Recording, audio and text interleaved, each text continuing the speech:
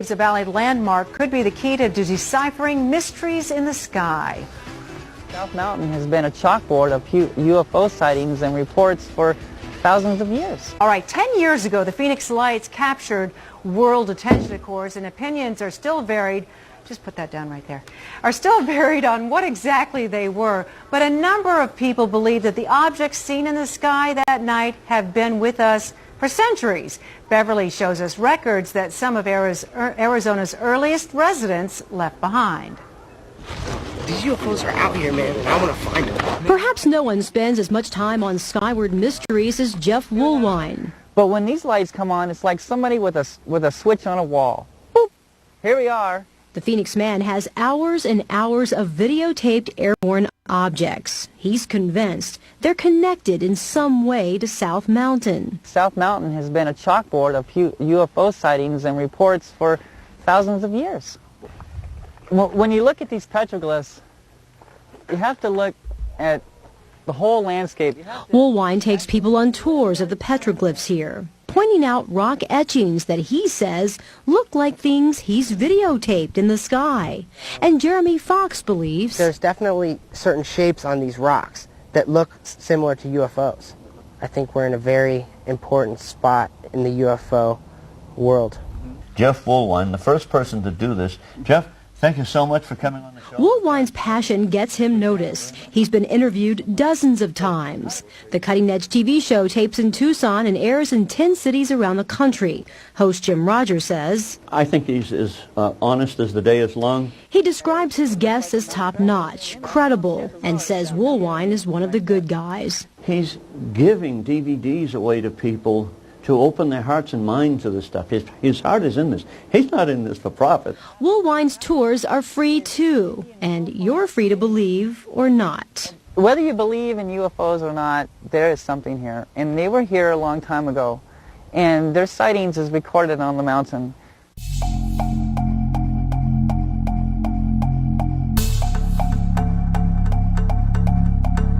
Hello, hello, hello, hello, hello, hello. How's everybody doing today? We're going to try this again. Been having some technical difficulties with the internet. So we're going to try this one more time, going live. And so welcome back to the Petroglyphs in the Sky UFO Show. I'm your host, Jeff Woolwine. Glad you guys are here again. Those of you who have been trying to watch the show without any interruptions. I know how you feel. So yeah, we've been having some technical difficulties out here in the studio, but I think we got the bugs worked out. Looks like the stream is going fine. So on with the show. Okay, so make sure you like, comment, and subscribe to my YouTube channel. The one down below. It's the YouTube, the Phoenix Lights Petroglyphs in the Sky. Now, when you search it on YouTube and you just find Petroglyphs in the Sky without the Phoenix Lights in it, that is the wrong channel. Do not subscribe to regular Petroglyphs in the Sky.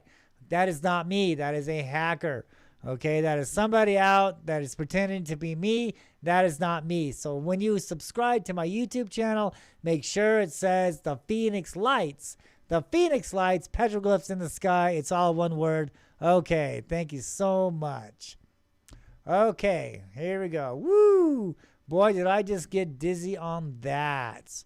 Okay. Let's move along, move along. All right, so the Vulture City Ghost Tour is going on again this year in 2021 out there. Oh, my God, I can't believe I forgot where it's at. So Vulture City out there in Arizona. Winslow? I forget. But yeah, I'll be making an appearance out there, and I'll be doing a not only will I be doing a ghost hunt out there. Those of you who have been following me on my ghost page on YouTube, there's a link down below on this YouTube channel to Haunted Encounter Adventures. Make sure that you subscribe to that also. That's my ghost hunting adventure YouTube channel. So make sure that you go subscribe to that. And so also at the Vulture City mines out there in Arizona, the Vulture City Paracon 2. I'll be making an appearance out there. I'll actually be doing a sky watching event. So we're going to go out there and we're going to talk about UFOs, and we're going to look for UFOs in the sky out there at Vulture City Mines. I keep wanting to say Prescott, but I'm not sure. I don't think that's it, right? I don't know. I'm drawing a blank. So, yeah, get a hold of Jay and Marie Yates. They do the ghost tours out there at Vulture City. And so, yeah, it's going to be a great time out there. Make sure you get your tickets early, because I'm sure that with COVID going on, it's going to be limited seating. So make sure you get your tickets and get a chance to be a part of the Vulture City Paracon Part 2. And I'll be signing books out there. And so make sure you bring your copy of your book. And yeah, I'll be doing book signings out there, and we'll be talking about UFOs. We're going to be doing our own little ghost hunt. So it's going to be a great night. October 9th, 2021, Vulture City Mines, Vulture City Paracon Part 2. So make sure that you join us for that special event. And like I said, get your tickets early. Okay, so I want to say I got a new sponsor, the AAG Networks. Thank you guys so much for having me on your network. Excuse me, on your channel. So it's a great honor. And so yeah, I'll be be doing videos on that. And so make sure that you guys check out the AAG network. And boy, you know, I just can't just get over being dizzy. Moving around the camera. Okay, thank you guys so much for having me.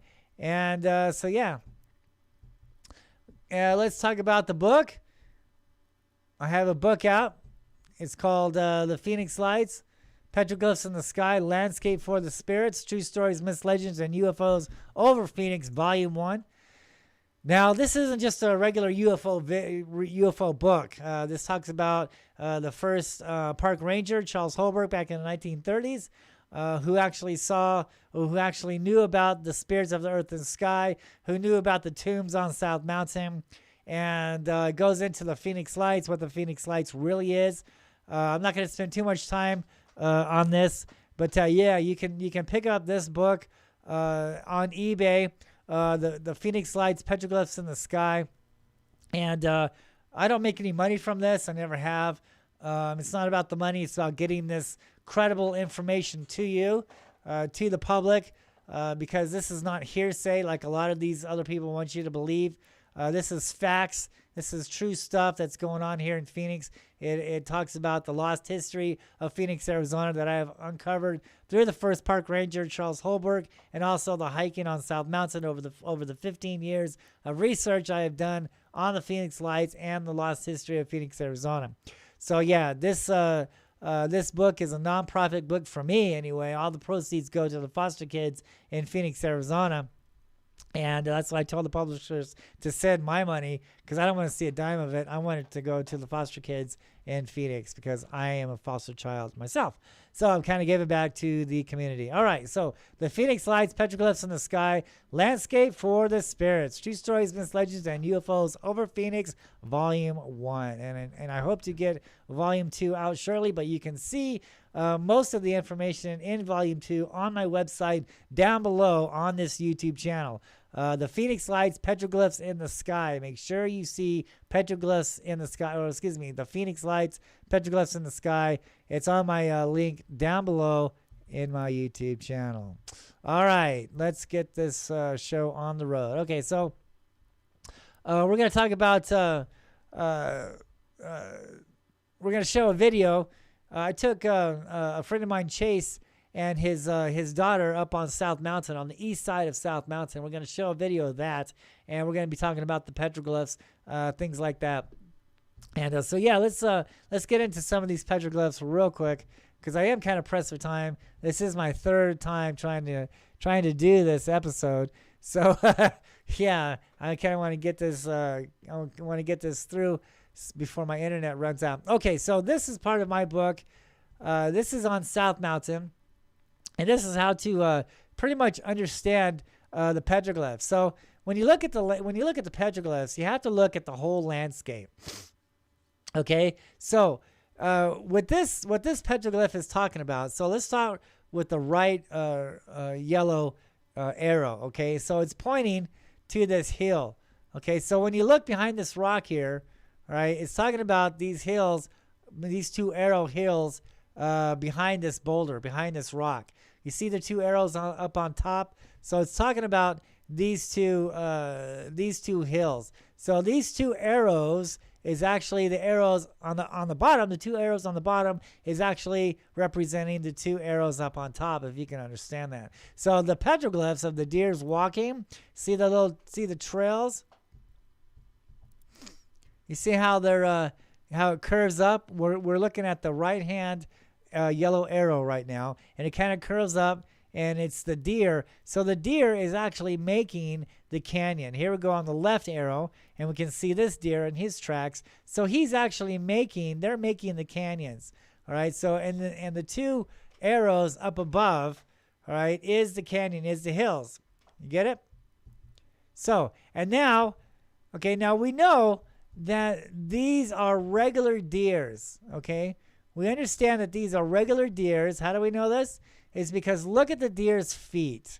Okay, see the deer's feet on how they're going the same direction? That's how we know when a petroglyph is talking about an animal and not a anthropomorph, in which the archaeologist likes to call shapeshifters, or to us in the Native American community call the shapeshifter entities UFOs or creatures, or light beings, because they're shape-shifting into animals, serpents, quetzalcoatl, diamonds, crooked snakes. They like to look like sometimes like coyotes and things like that. So this right here, what this is talking about, this is on South Mountain, and what this is talking about is these deers are making the canyons, okay, with their trails, and then up in the middle of this canyon, up in the middle, up here, up on top between these two yellow arrows, is a creature, is a UFO entity. And how do we know that? Because look at its legs.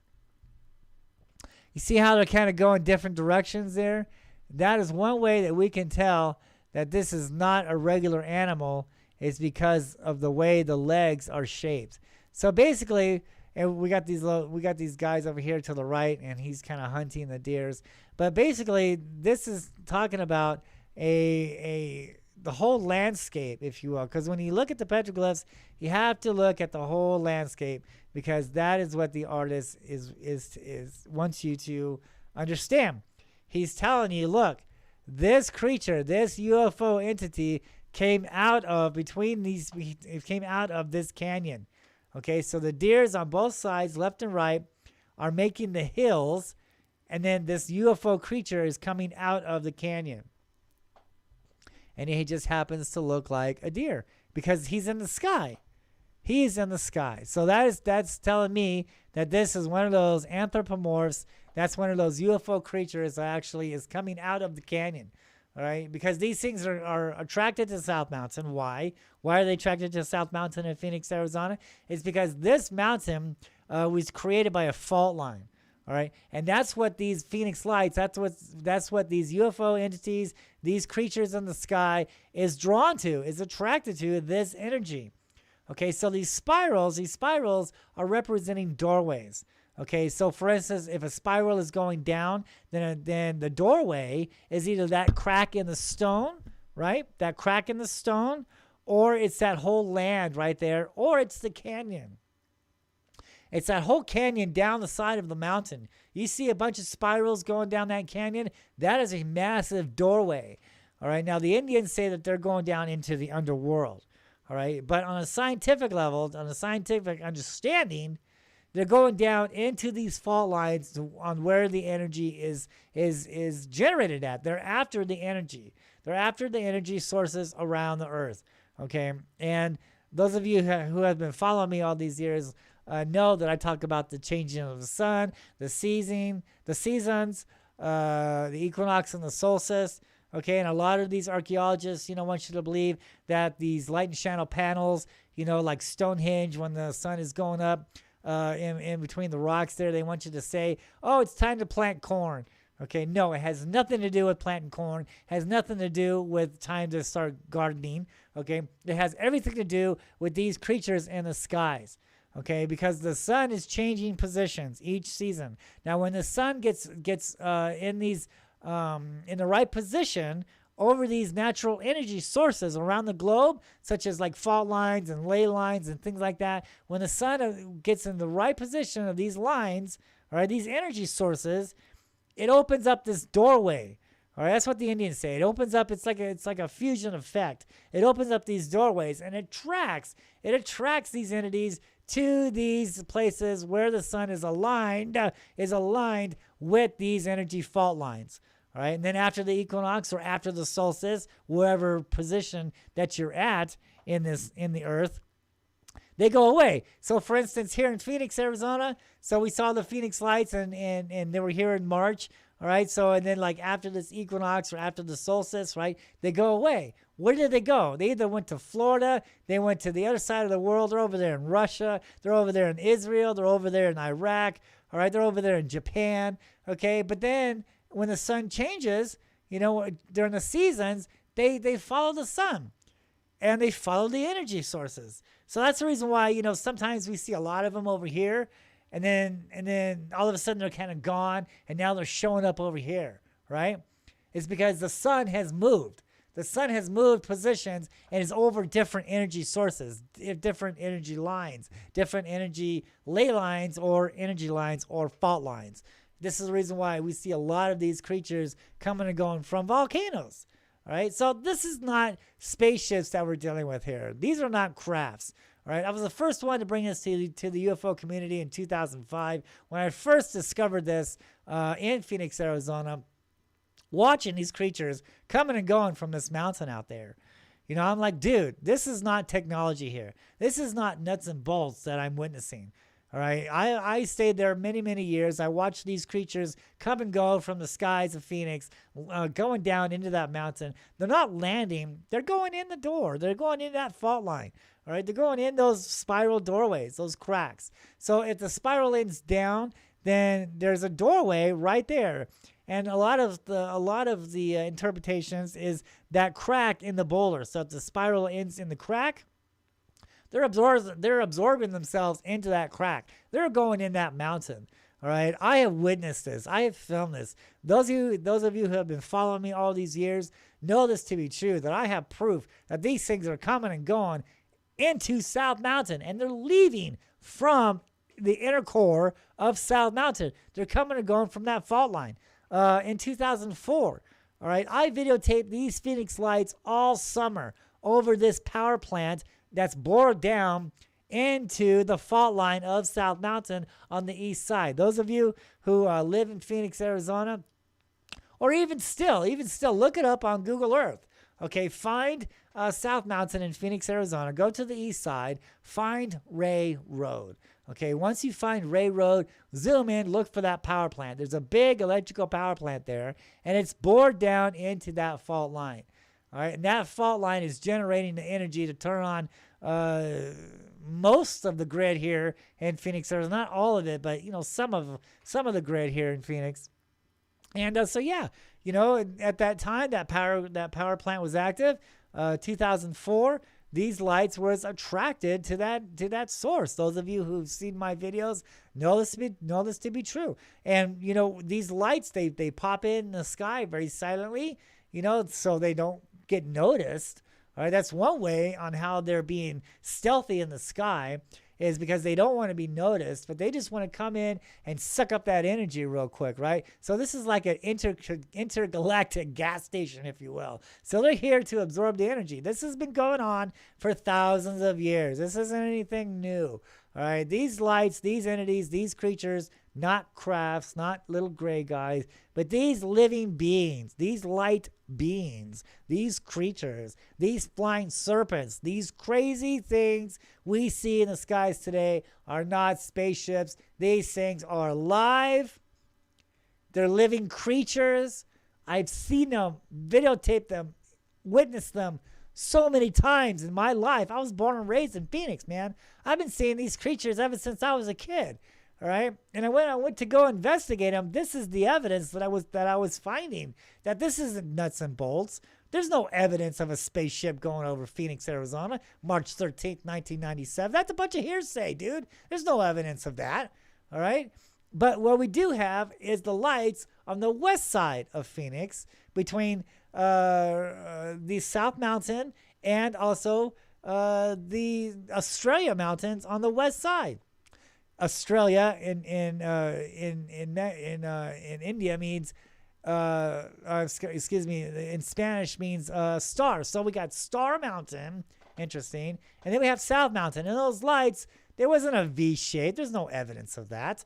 The only evidence that can be proven is an arc between South Mountain and the Australia Mountains, and that's it. And then they disappeared. They absorbed the energy. They're saying, oh, this massive craft went over Arizona.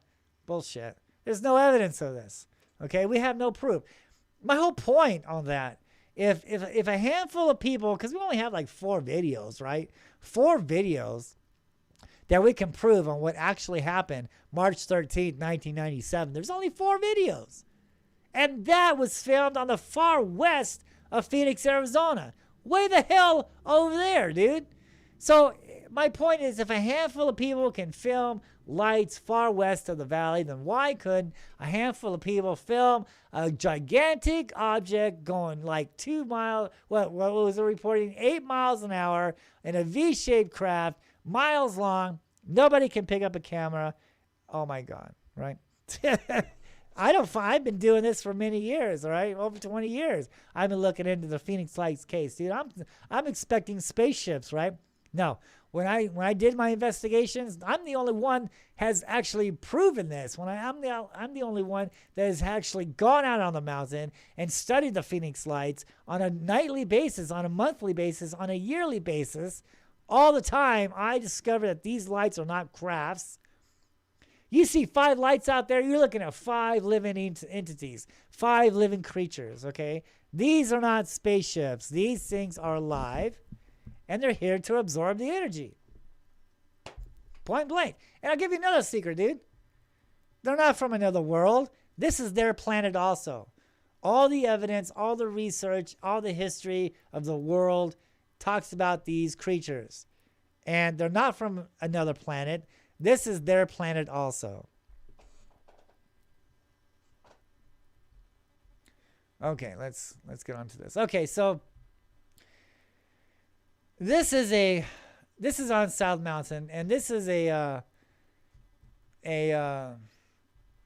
cage that the first park ranger, Charles Holberg, did. Now, the city of Phoenix doesn't even want to admit that the Spanish conquistadors ever came through the Valley of the Sun. But Charles Holberg, the first park ranger, knew this to be true. And there's a carving. We're going to look at this carving right here. Here we go. I'm just going to back this up for a minute. We're going to look at this. Okay, so this was found in the Arizona room in the Phoenix Library in a folder tucked away for 80 years, and they don't want the public to know about this. But here you can see Francis de Marcos de Naza. Excuse me if I said that wrong. 1539. Okay, that's one of the Spanish conquistadors. All right, and this is a postcard, and it says Arizona's birthmark.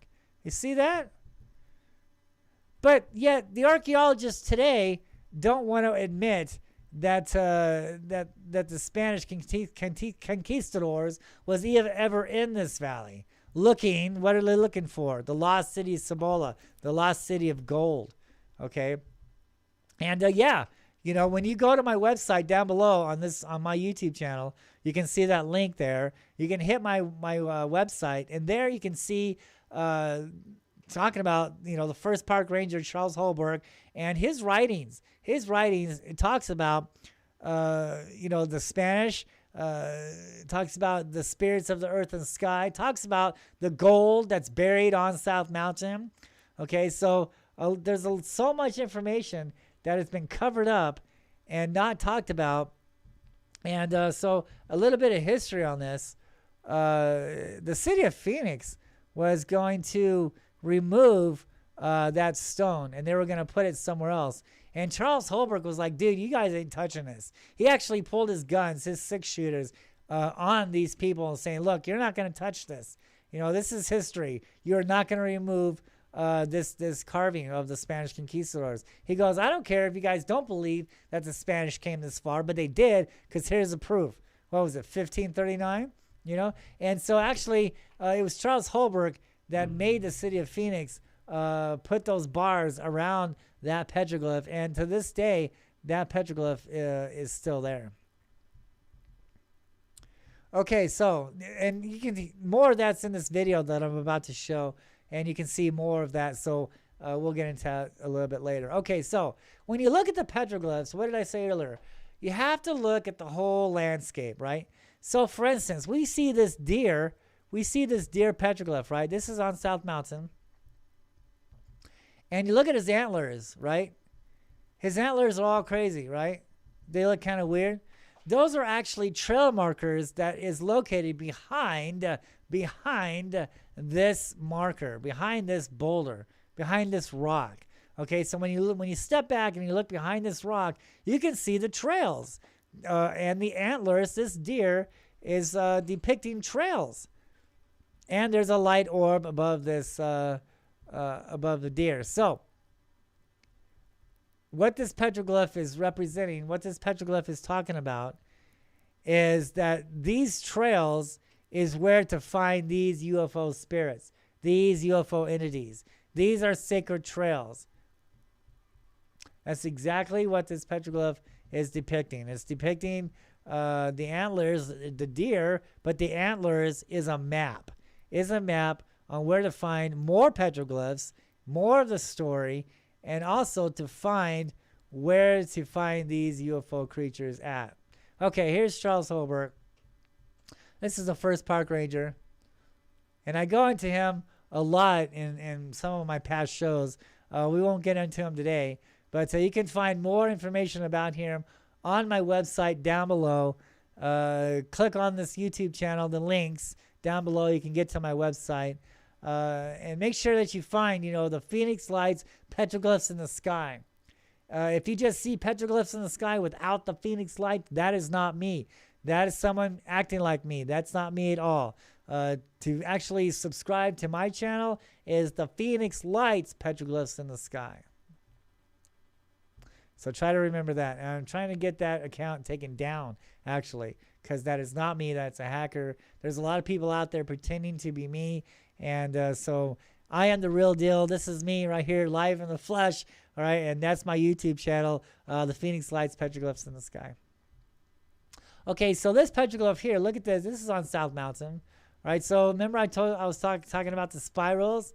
So here we have this guy, right? Look at the petroglyph, the little guy, and he's going into this hole in the stone. He's going into a doorway.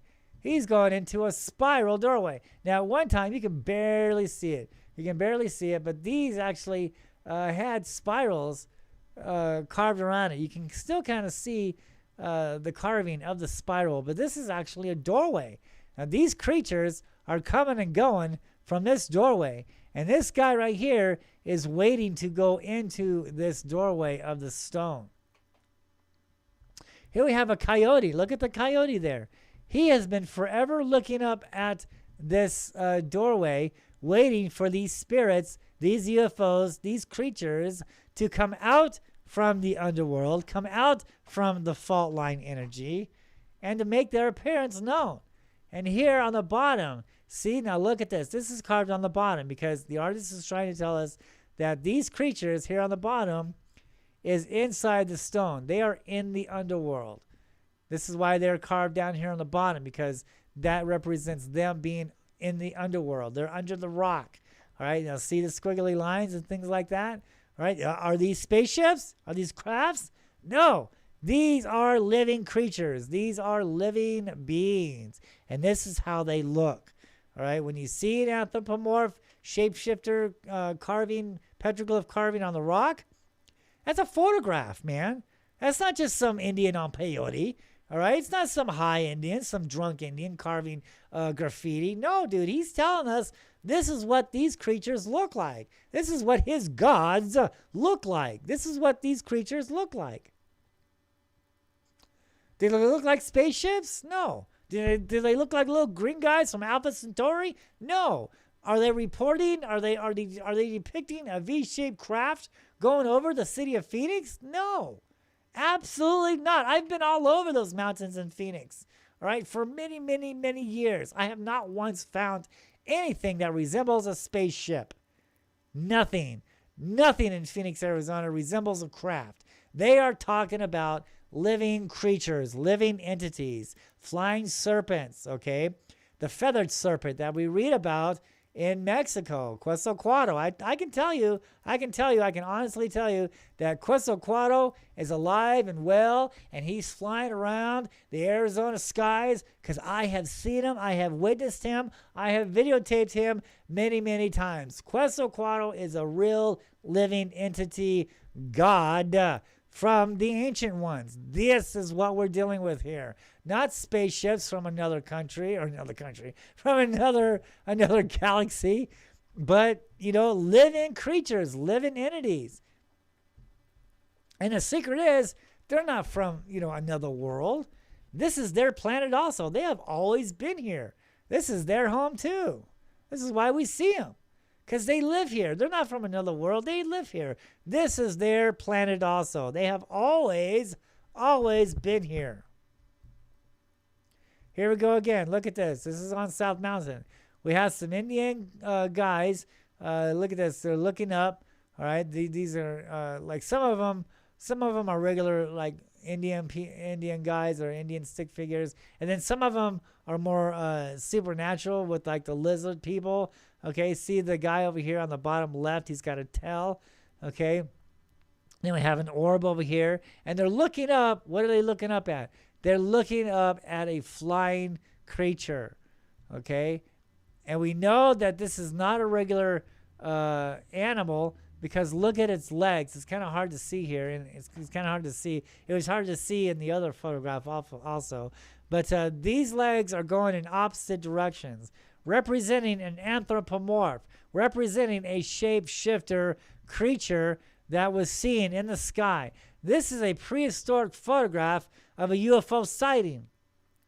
That's exactly what these petroglyphs are representing here, especially on South Mountain. Now there are other mountains around the world that are depicting regular everyday life. Some is ceremonial, where we see the kachinas. Some are hunting and gathering, things like this. Some are just deers with butterflies, stuff like that. The sacred mountains that you want to look for, the sacred carvings, are the spirals. Okay, look for spirals. Look for anthropomorphs, shapeshifters, creatures that have opposite feet. Okay, once you see that, once you see the opposite feet going in different directions, then you know that's a creature. That is a UFO entity. That is a UFO being.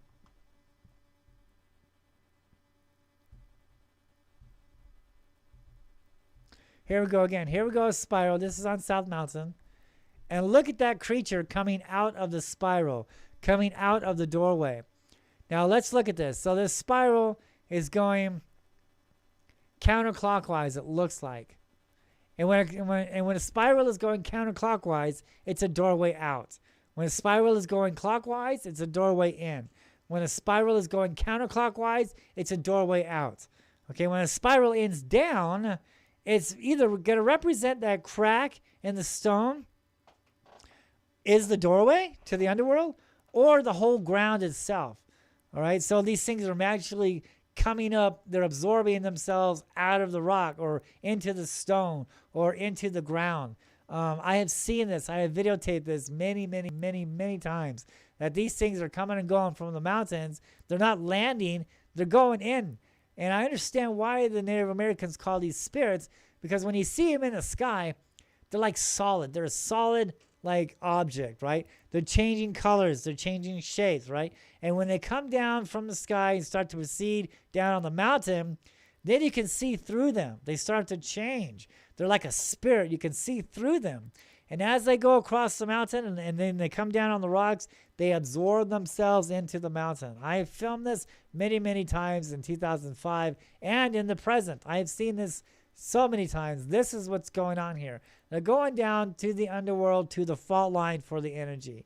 So this spiral is going counterclockwise, so it's a doorway out. Now look at this creature. It's like a I want to say like a worm or something. I have filmed worms in the sky many, many, many times. Okay, and that's exactly what this is depicting. This is depicting a supernatural worm, if you will, a UFO creature coming out of a spiral doorway. Where do I learn all this? From a Native American, from a downtown museum, a Native American museum who works there, from a Native American shaman who took me up on South Mountain to explain the petroglyphs to me. So I'm not saying anything that hasn't been said before. Right? All this information has been tucked away and buried for the last 80 years. This is what I have uncovered. Okay, I'm not saying it. I'm not making this shit up. This shit's real, dude. This stuff can be verified. That's what makes this investigation so credible. It's because all this information isn't new. It's just been covered up and not talked about in 80 years, right? No one has talked about this in 80 years. I am bringing this information back to you, and for you to understand what these petroglyphs mean, to understand what the Phoenix Lights really is, from someone who has been up on the mountain for over 15, 20 years now, who has seen these skies, seen these UFOs in the sky, who has filmed them hundreds and hundreds and hundreds of times, who is a native of Arizona. I was born and raised here. I'm not some outlander, coming in and trying to tell you, look, those V-shaped crafts went over Phoenix, there's no credibility, but buy my tickets to my movie theater out there in Harkins Studio in Tempe and buy my books on hearsay and make me famous. Okay, that's bullshit, dude. All right, I have been up on the mountains. I have done my history on Phoenix, Arizona, on South Mountain. I have brought back the true history of Phoenix, Arizona. Phoenix is a fiery bird that rose up out of the ashes of the formal civilization, but they don't want to tell you who the formal civilization is, right? They tell you there's a holocom. Okay, it was a Pima word for the people who are gone, the people who are missing, the people who got taken away, because we don't know what happened to these people. The archaeologist wants us to simply believe, they simply migrated somewhere else because it got too hot, because of drought. Well, if that's the case, where the hell did they go? There's no evidence on where these people went. They were here in the Valley of the Sun for 1,000 years, and then one day they disappeared. Now, when me and you move, we take our belongings with us, right? But yet the holocoms didn't. They left all their stuff in that Valley of the Sun and simply vanished. They didn't take nothing. They left everything there. More information can be found in this book, in my book, and also from the link down below in my website under Charles Holberg. He tells you what happened to the holocom and everything like that, and in my past shows also. But because I want to, but that's basically what's going on here. Okay, so let's talk about this here. Now, this is in my book. This is a petroglyph on South Mountain, and this is a barbell. Okay, this is a barbell, and it looks like there's a guy, right? He's looking out through a window, right? And a lot of people would say, "Oh, that's a spaceship. This barbell is a spaceship, and that's a guy, and it's an alien, and he's looking out a window." Wrong. Wrong. This barbell is a creature, is a living entity. Let's take a look at it right here. I filmed this, in 2005? 2006, excuse me. This barbell UFO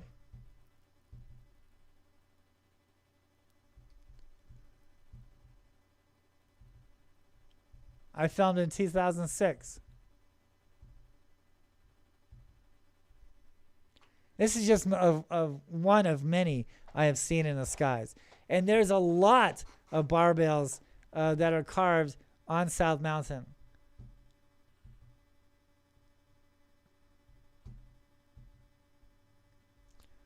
Look at that. And so when we see that petroglyph of this guy, and it seems to be, you know, this guy inside the barbell. Well, this barbell actually absorbed this guy. He actually picked up this guy. All right? This is a regular human. Look at the way that thing just switching around like that. You see that? These things aren't balloons. These things are alive. They know what the hell they're doing. Okay? These things have always been with us in the skies. Look at that. Look how perfectly that thing is, right? See that?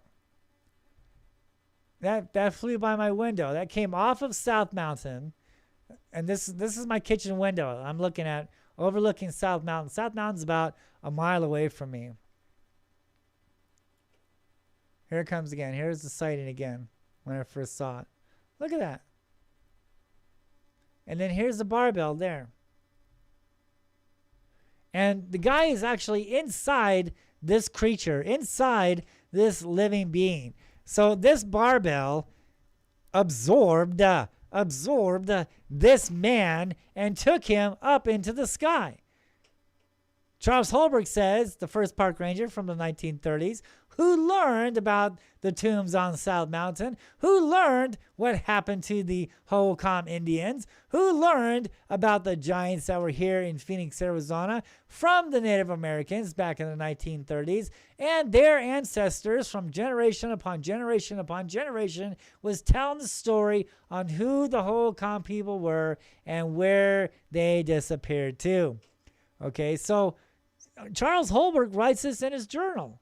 Why would he even, say stuff about this if it wasn't true? Now, his son wrote a book after his dad died in the late 40s, 1940s, and he talks about how his dad was protecting the gold tombs on South Mountain from the gold robbers, right? So yes, there is gold there. The history talks about gold being buried on South Mountain. The history talks about why the gold is here in the first place. Okay, all this information is in my website down below on that link there on this YouTube channel, YouTube video. And also my book. So yeah, these things are not spaceships. These things are alive. We are looking at a living creature here, a living being, a living entity. This is not some craft. We're not dealing with spaceships here. I'm open to that. Don't get me wrong. Okay, the scientists have found like 7, 8 Earth-like planets on the outskirts of our solar system. So what's to say there's some kind of advanced civilization there who has built mechanical spaceships or built some kind of craft to visit Earth? Why not? I get it. I'm open to that. I just don't see any evidence on that. All right, I see a lot of hoax video, CGI video. I see a lot of hoaxed photographs. I even see a lot of hoaxed rock carvings, all right, that people are trying to manipulate this rock art, trying to say it's a spaceship. It's a little green guy with big eyes, with, praying mantis eyes or something, right? There's no evidence of that. There's no proof of that, right? We have to go on what we know and what we can prove. And what we can prove is the petroglyphs for one and what we see in the skies. That's why this is called petroglyphs in the sky, right? Is it spaceships in the sky? No, it's petroglyphs in the sky, because that is what we're seeing in the skies today are the petroglyphs that have been carved on the rocks over 1,000 years ago. Some say would even go to say anywhere from 5 to 6,000 years ago. We had some of these petroglyphs of carvings of the exact same things that we're seeing in the skies today. Is it spaceships? Is it little green guys from Alpha Centauri? No. These things are alive. These things are creatures. And that is what we're dealing with here on planet Earth.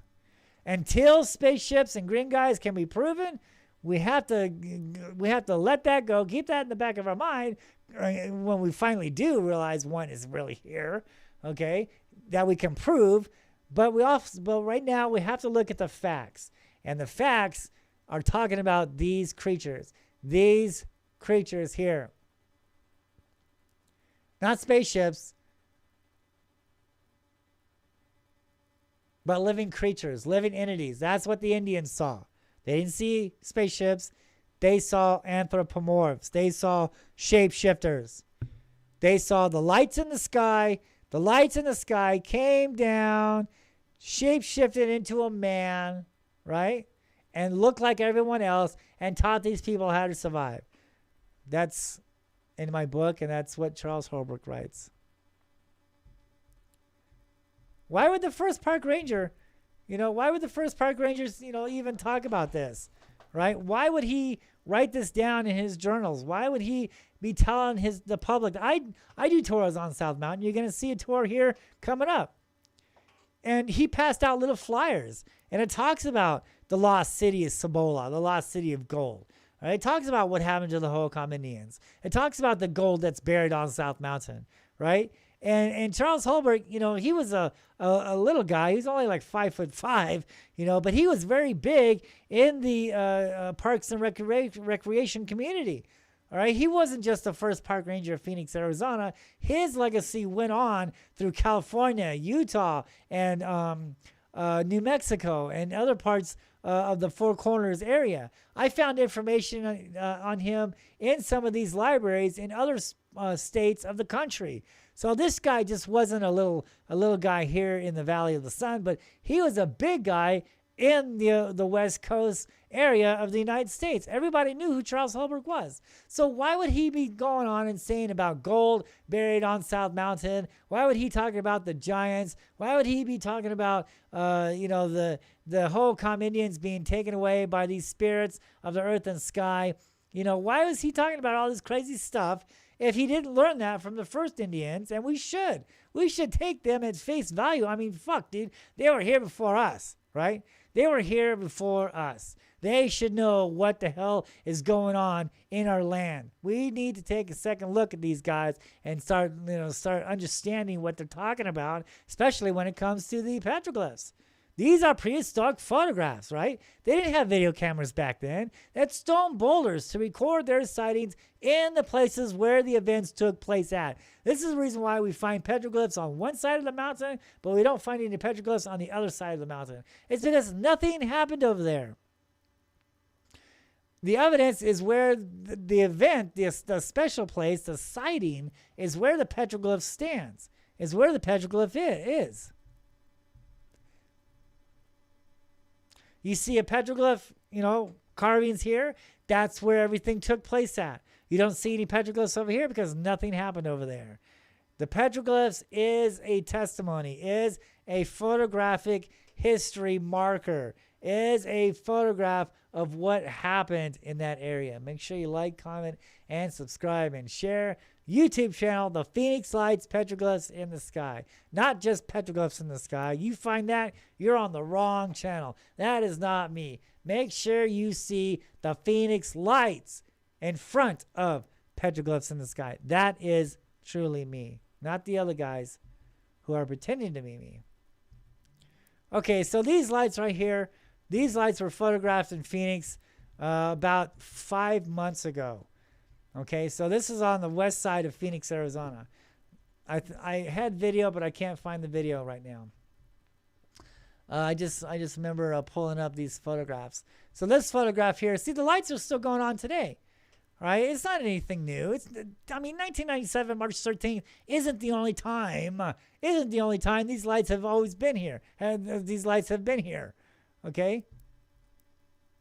These lights has always been here.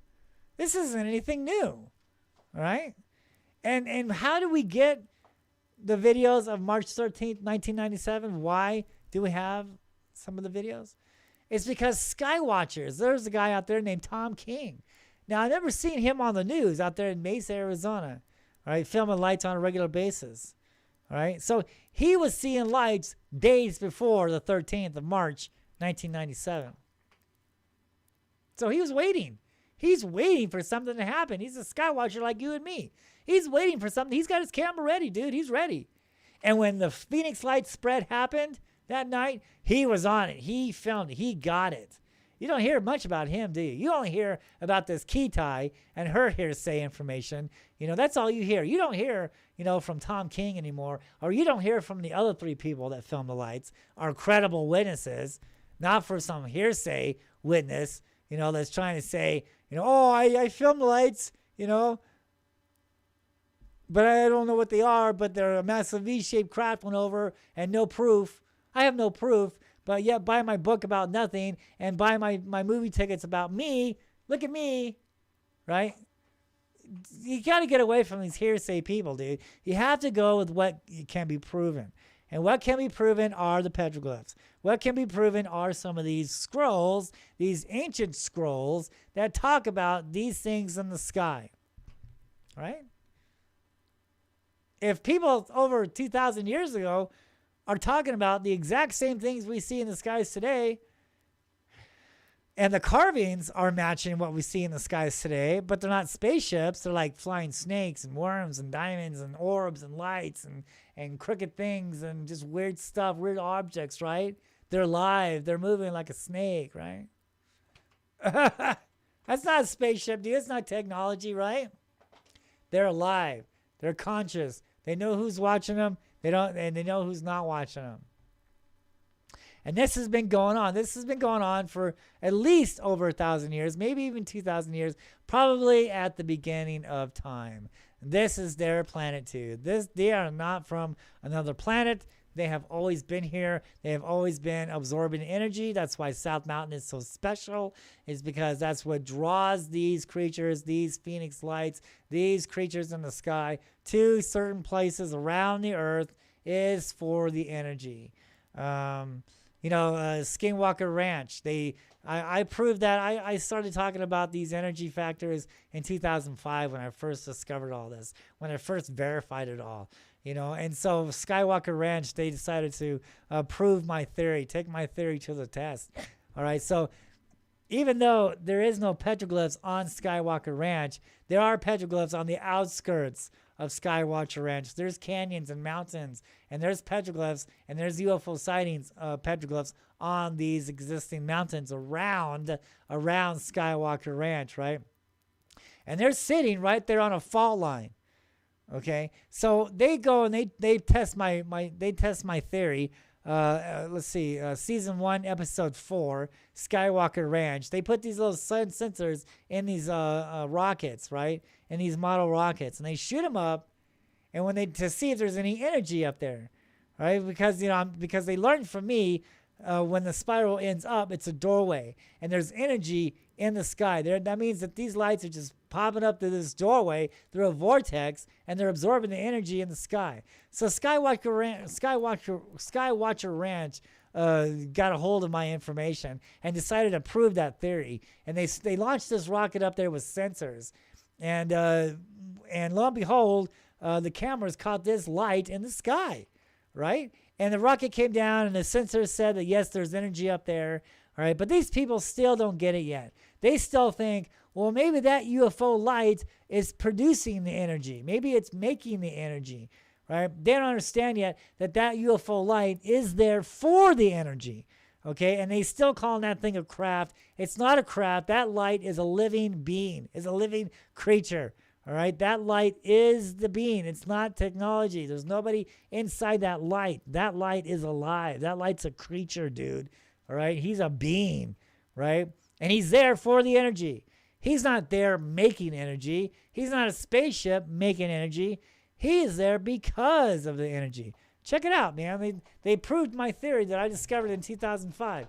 Season 1, episode 4, Skinwalker Ranch. True story. Okay, so here's what I filmed. This is what I filmed, I believe, in 2010. 9, 10?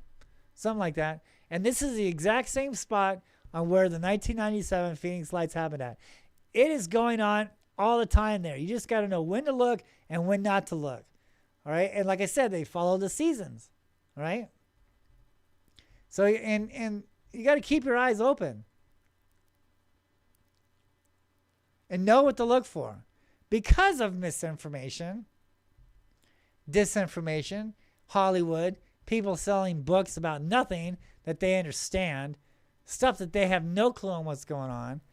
People dismiss these lights as flares or balloons, right? Because they have been misled on to look for UFOs, flying saucers, right? Technology, spacecrafts, that's what they're looking for. So when they actually see something like this in the sky, they blow it off and think it's a flare. They blow it off and think it's a balloon. But they are not understanding that these things are alive, they're shape-shifting, okay? They're moving, they're in control, okay?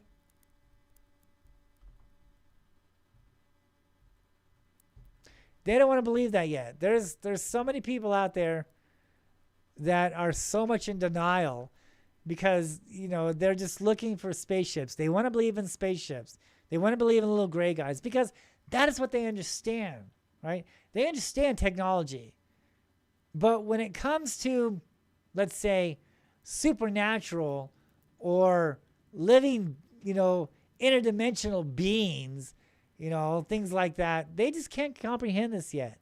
Right? They're not up there yet. They don't understand this yet because they have been misled for so many years with Hollywood and people selling books trying to say they were from Alpha Centauri and all this crap when they have no proof whatsoever in what they say.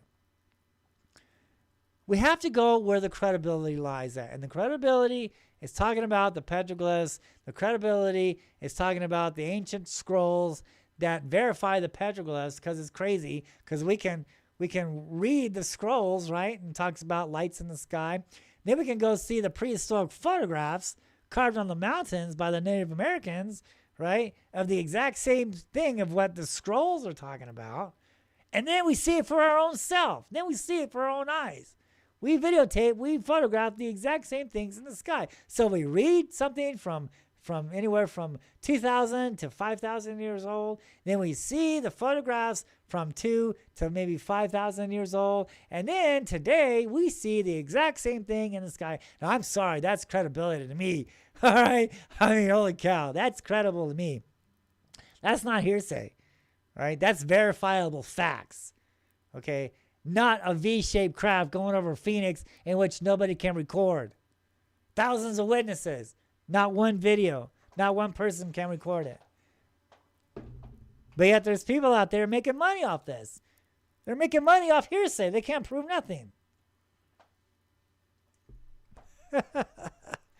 Is that just crazy or what? Okay, let's get into the video. So I took my friend Chase and his daughter up there, Lacey, up on South Mountain. We're talking about the petroglyphs. And this is on the east side of South Mountain. Now, this also talks about Charles Holbrook. And so, yeah, you'll see the Nausea stone and the bars that Charles Holbrook had the city of Phoenix erect over that petroglyph. That was 80 years ago, and it's still there today. And so, yeah, let's take a look at that video.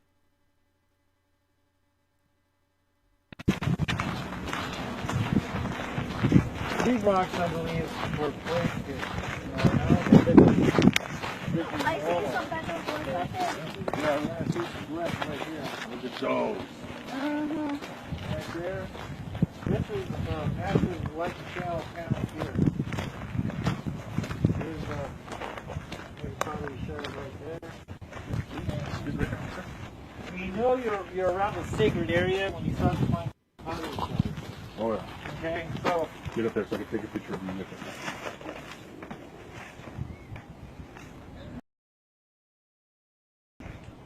it. This is a rather good spot. Sure. There you go. Okay, I wasn't really ready. She's sitting right in front of a spiral too, by the way. Yeah, she is. So here we have the barbell formations. We see a lot of petroglyphs and a lot of UFO entities here in Phoenix that represent the barbells. Okay, we have some orbs up there. We have another orb there. Right now we have this serpent over there to the left. Okay, so this is where I've recorded a lot of serpents here in the valley, and that's what that is representing. We also see that type of carving in Mexico. right? And that same serpent. Now this is a light and shadow panel. Now what I mean by that is during the equinox and the solstice, the sun will travel, and you see this stone here? This stone has been placed here on purpose. When the sun comes up this way, it will cast a shadow. Right? It will cut through the serpent. All this is in my book. It'll cut through the serpent, and then eventually it will come down, all the way down to here. It will match this coyote here, and it will come all the way down here, meaning that this is the doorway. This is the major doorway for these spirits. Now, I think during the solstice, it's actually an Indian profile face. So we have two different light and shadows that happen each on different equinox and solstice. We have the regular shadow that comes this way, and then we actually have a shadow of a profile face coming this way. Yeah, she's right in front of the an orb, right there, an orb light. And then over here, in this area here, oh, okay, also look at this now. You see the way this rock is? Yep. Okay, now look how it's cut. Okay? This is cut. Actually what we're looking at is a snake. Okay? This is a snake face, a snake head. This is his mouth. Alright, I'm sitting in his mouth now. He's eating a stone. This stone has been placed here also.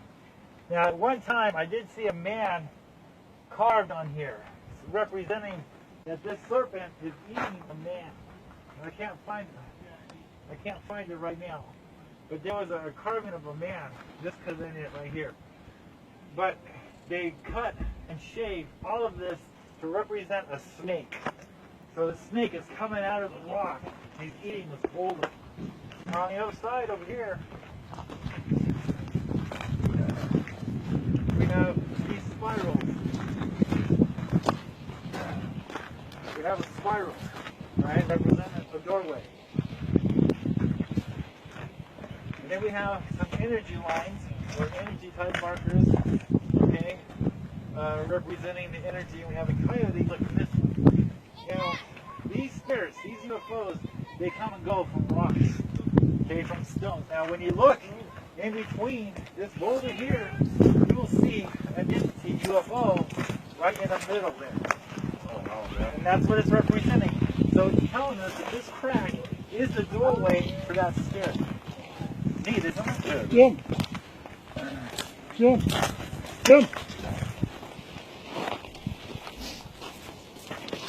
Oh, that's pretty cool. Uh-huh. There's another one right over here. Yeah. And then on the other side, Right, if you go on the back side, yeah. Uh-huh. It's pretty cool. There's a bunch right over there too. Roundabout. Nothing? You see these this hill right here? Yeah. If you There's search, a bunch on that too. if you search on your local bookstores here on the internet stuff, Petroglyphs in the Sky, I documented and photographed all the meanings about the petroglyphs here. In Oh, you do? Yeah. What's the site? Petroglyphs in the Sky. SKY? Yeah, just how it sounds. It's all run together. Petroglyphs in the Sky. And you can find it on Kindle, you can find it on ebooks. Have you been up to Spur Cross?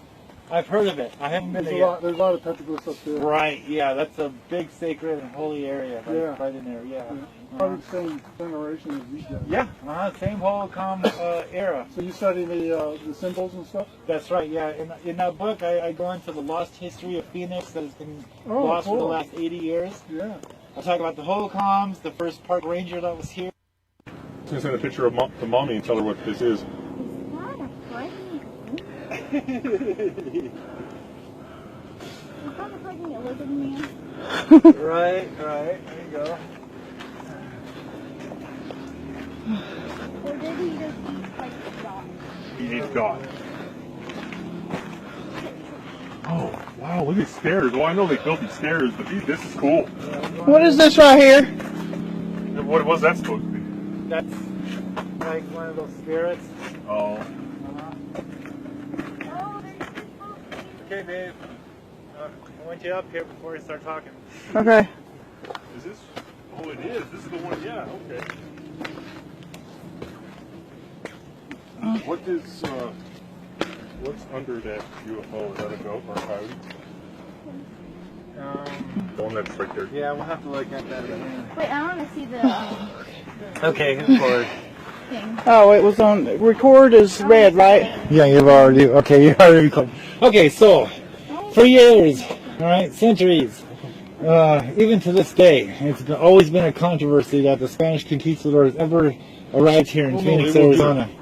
But here we have a carving of Petroglyphsinthesky.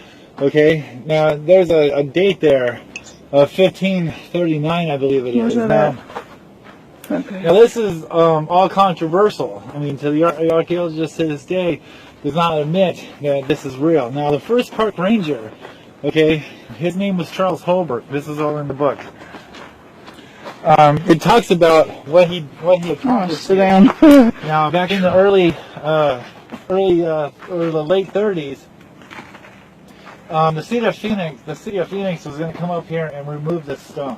Wow. And he was like, no, you are not touching this stone. He actually pulled guns on the construction workers that he's going to remove this stone. It was a big deal at that time. And who is this? The first park ranger? Charles Holbrook, the first park ranger, yes. He understood South Mountain. He understood the natives. The natives confided in him on the tombs that were here, the gold that was here, the spirits that is protecting the gold, the tombs, and the sacrifice that went on here, and the Phoenix Lights, and all this. The Indians confided into Holbrook, and so he knew what was going on here. Matter of fact, he was in charge of keeping people away from the tombs, from digging up the tombs. And so the city of Phoenix was going to come in here and remove this. And he pulled guns on the construction workers, and it was a big deal. And a few days later, they had a big meeting in the city of Phoenix. That's really cool, isn't it? And they said, okay, Charles, we're going to do something Of forever California's protect this. state, Arizona. Hey, babe. We're gonna do something to forever protect this. And so, at that time, Charles thought it was gonna be a gunfight up here. You know, he was about ready to go to war over the stone. He had no idea what the city of Phoenix had in mind. So he was up there getting ready to ambush them, and they came up here with their trucks, and they were the ones that erected these bars up here. They put these bars on here. They put this concrete. You can see this is 1930s concrete here. They constructed this whole wall of concrete. Look how old this concrete is. Yeah. They made these steps coming up here, right? They forever immortalized this area here because of Charles Holbrook. He was the one that kept this story alive. Good. Mm-hmm. All of this is in the book. It's all documented. So is this the Charles Holbrook that Holbrook is named after? No. No. Much older then. Yeah. Just hey, just this question I was curious. That's a good question too. She was asking me about it too. You know. It doesn't hurt to ask. No. Sure, right? Mm-hmm. That's right. Wow, So that's cool. Basically, what all this is this is the first carvings of the. I have a question about something that I see right here. Does it look like something's been chipped out right here? Yeah, when you notice around all petroglyph sites, pretty much some of the story has been removed. Some people like to take them home. Some people like to take the story away. You know, because at the time they wanted to make this a family park. So depictions of demonic creatures and sacrifice just didn't add up to the family-type atmosphere. So they had to clean up the park. That's their little word they like to call it. Their special word. They clean up the park, right? Which means remove petroglyphs, remove the meetings of the petroglyphs, remove the demonic figures, you know, and the sacrificing things that were being done here. That's how graffiti. Yeah, that is. I want to take this home. It's pretty.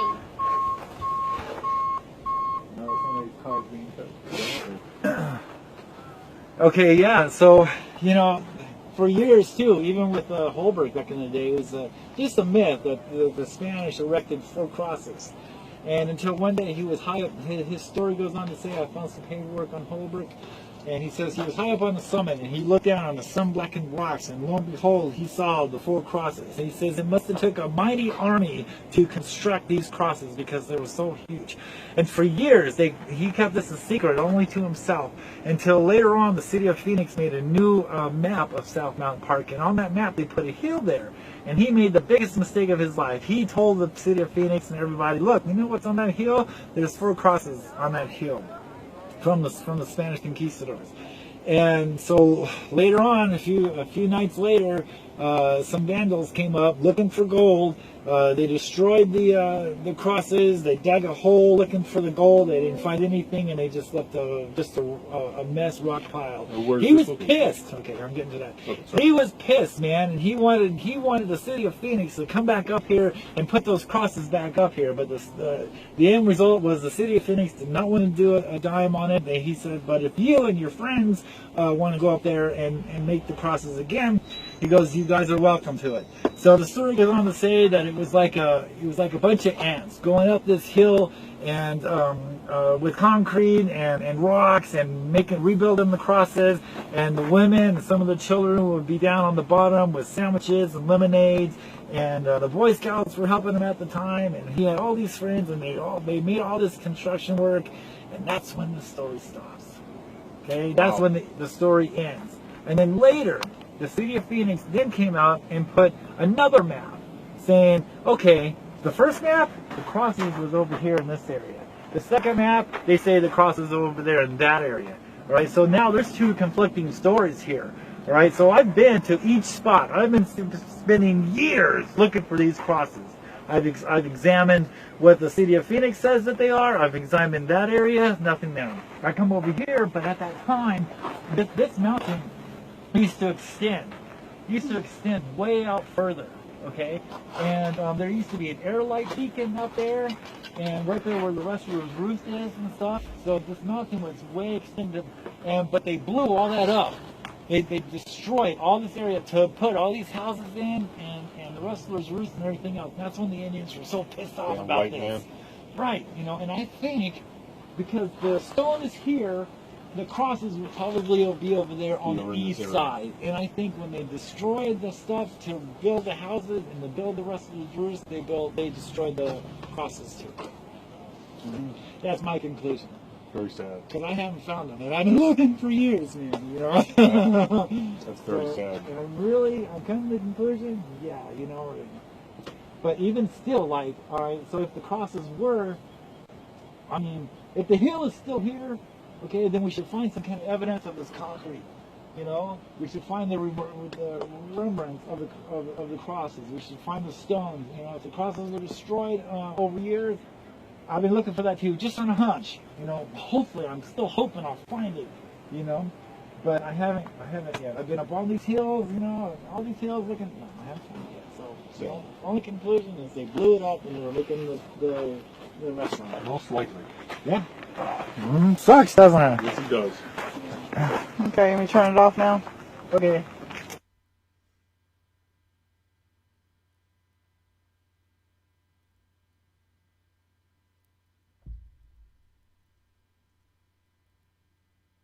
Talking about these right there? Yeah. Okay, so we got a glyph right here of what looks like a lizard man. Okay, he's in the appeasement pose or the worship pose. Right, he's oriented this way, right? And we have these carvings here, okay? Possibly a UFO. It's not really a spiral, okay? Because it's not connecting, right? And then we have another orb here. Now, when I was filming the lights out here in 2004, when I zoom in on them, sometimes there'd be a black dot right in the middle of these orange amber lights. Okay, and I believe that's what it's representing. Okay, here we have another one, not quite a spiral. Here, when people start saying, "Oh, that's balloons," okay, here we have a cluster that could represent a balloon. He brought that up. Yeah. I said it looked like a balloon. That's the closest thing I Here's a cluster, okay, and this is the entity, okay? It looks like an angel. They morph, and they change, and they shapeshift, and they cluster. That video I shot the other day, you can see them coming out. I don't think he saw that one. Going back into each other. That's why It looks like some kind of Skittles all clustered together. I did. It's representing there. Okay, so we had two, in my book I explained we had two padres that came around with the whole time. And one padre was here to rip off the Indians, okay? And the story goes on to say that, in my book, it goes on to say that the Indians eventually ambushed him, dismembered his body, and buried him over there on Four Cross Hill. And the story goes on to say that his ghost, the padre's ghost, is still here protecting his gold, because no one to this day, supposedly until I came around, nobody to this day has found Padre's cave. And he says to the right person, this ghost will present where this Padre cave is. The story of the ghost goes on to say sometimes he'll follow you with footprints in the sand. He'll walk behind you. And I go into where Padre's cave is in with the book also. So that Padre, he was sacrificed. He was murdered because he was ripping off the people. Now there was another Padre that came around and he saw what was going on here on the glyphs. He saw the sacrifice. He saw the demonic creatures being carved here, and he came around and he blessed most of these petroglyphs around here because he knew in his religion, if you will, that this is one of the spots where the fallen angels were cast down at, and he understood that this is one of the spots where the Nephilim were. So he came around, and this is why you see crosses. When he blessed certain rocks, he put crosses on them. And this is one of the crosses from the Padre. So if you notice, these aren't spiral, but on the back of this stone here is a huge cut dip. And in that cut dip is the spiral, representing the doorway. So the Native Americans, the Indians say that when you see, look at that squirrel. Squirrel. Where? Ah. That's a big one. Oh. Squirrel, yeah. Oh. That's a big one. Yeah, I see him, but I can't. Yeah, he's gone over the hill. Yeah, he's like, you're not gonna get me. But the Indians say that the spirals where the tracks are the doorways. These spirals that you see with cracks and crevices, and the spirals next to it, that's the emergence point for these spirit beings. Are you still recording here? Yes, I'm getting a better angle. Well, Okay, I lied. I was gonna chase a squirrel, but. What I just talked about is in my first book with photographs. You want to chase that squirrel? Because that's where we're going. Oh, is this where we're going? Yeah, we're walking around that way. He knew that. The squirrel knew that. Yeah, that's why he's going that way. Uh-huh. You want to see me? Come over here. Careful, huh? It's easier this way, Dave. Actually, follow him. Follow Jeff. Follow Jeff. He said it's easier that way. Well, I don't know where he went. Right here, Dave. No, the squirrel. Probably up into the rocks and there's a little hidey hole. Well, he got gone pretty good because I don't see evidence of him moving or out. Yeah, she's okay. Be careful with that plant right there. It'll reach out and bite you. Where did you go?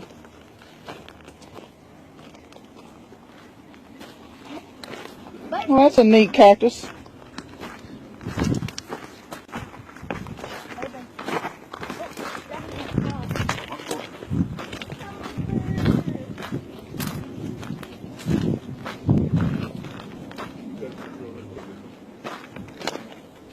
And that's kind of represents the pulsating.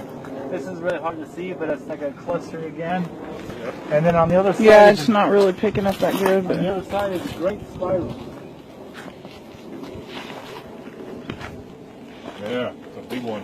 And notice how the spiral ends down. Yeah. Okay, so this would be the area for the doorway. Not the rock itself, or it could be the rock itself, but more or less, but more likely, the ground here in this area. This is the doorway where they come and go from, out from the underworld. This area here.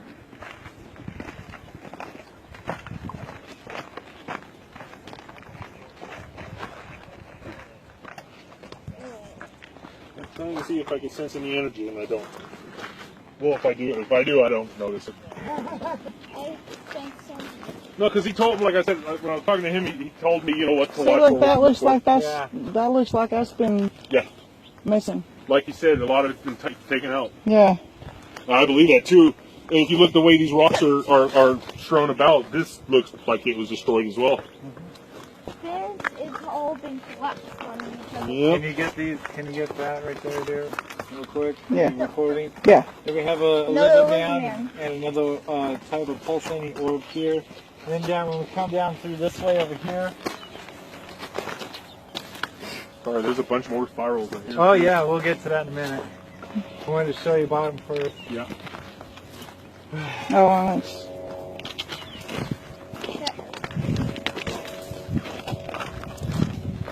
Okay. Alright, so there's that one I wanted to point out. Okay, so like here, okay, it looks like there's three worms, 3 orbs connected together like a worm. Okay, I filmed that in the sky before. We have some more clusters here, okay, that to some could represent balloons, but I'm sure the holocaust didn't have balloons back then. They saw, Bringing that up. so this is what they saw in the sky, and this is what they carved. Here we have another orb here, and another orb here. Unfortunately, this is missing, so we don't know the rest of the story here. Over here. Then we have some orbs there. Right. Awesome, isn't it? Yeah. What's boggling my mind is the amount of destruction that you see with these things. I know. Yeah.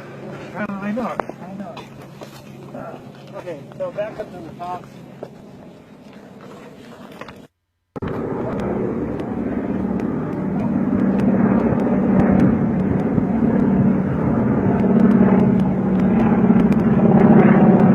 That's neat. Yeah, those what 2 Mustangs and a Red Baron following them.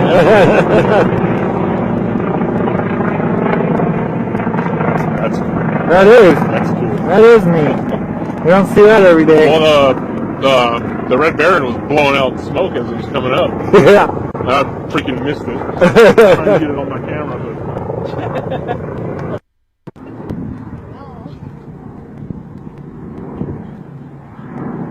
B-17. looks like it. Yeah, that's the one. They go out there to that Mesa Air Force Base or whatever. You can actually take rides on that if you want to pay for it. Yeah. I heard, and it's not really pricey either. It's only like a few $100 from what I heard. But if it's just you, they won't go out. They have to get a group. Yeah, it's a group, right?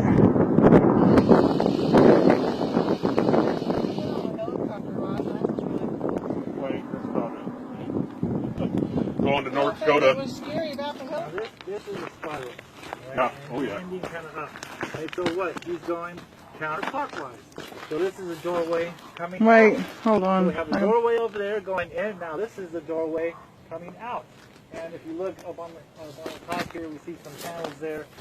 This right here looks like the typical, but most people mistaken as a craft in the sky here. Unfortunately, it's not a craft, but it's the UFO entity. And without understanding what these entities are, people would mistake that for a craft.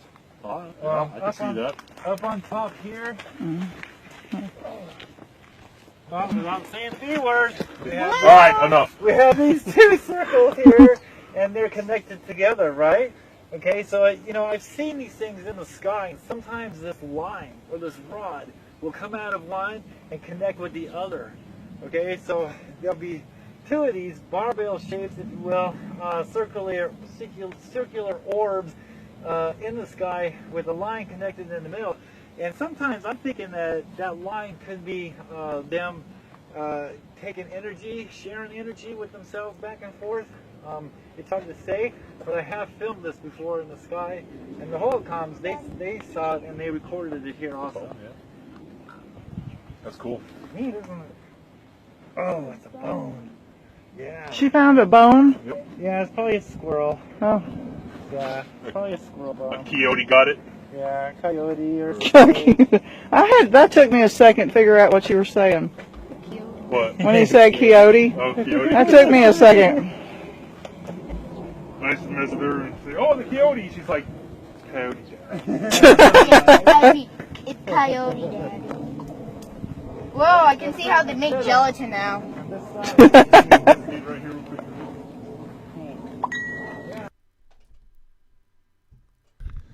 Well, we made it. Everything was going good on the stream, so we didn't get any interruptions. Okay, so that's the show. Thank you guys so much for hanging in there with me with this internet problems and technical difficulties and things like that. So yeah, make sure that you like and subscribe, and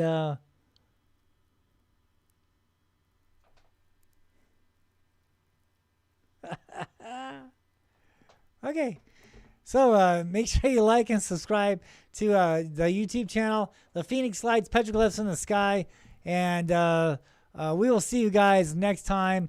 Thank you guys so much, and we'll see you guys next time. Don't forget to subscribe. Thank